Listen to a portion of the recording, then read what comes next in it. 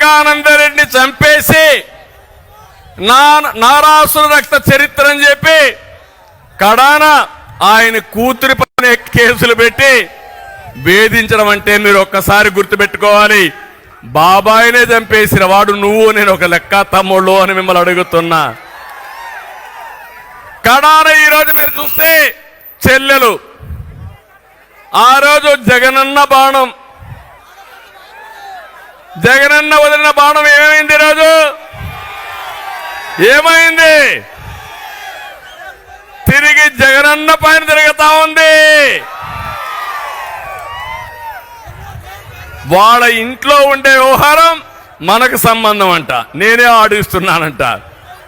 అంటే ఆ రోజు కూడా నేనే పాదయాత్ర చేయించాను ఆవిడ దగ్గర, ఇప్పుడు నేనే పాదయాత్ర ఆవిడని తిరుగుబాటు చేశాను.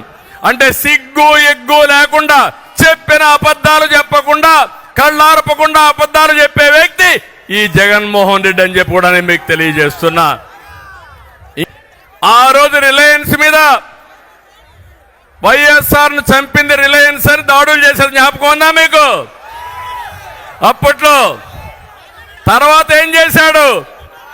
రిలయన్స్ అధినేత వస్తే నత్వాని వాళ్ళ మనిషికి ఎంపీ రాజ్యసభ ఇచ్చాడు, జ్ఞాపకం ఉందా మీకు? అది విశ్వసనీయత.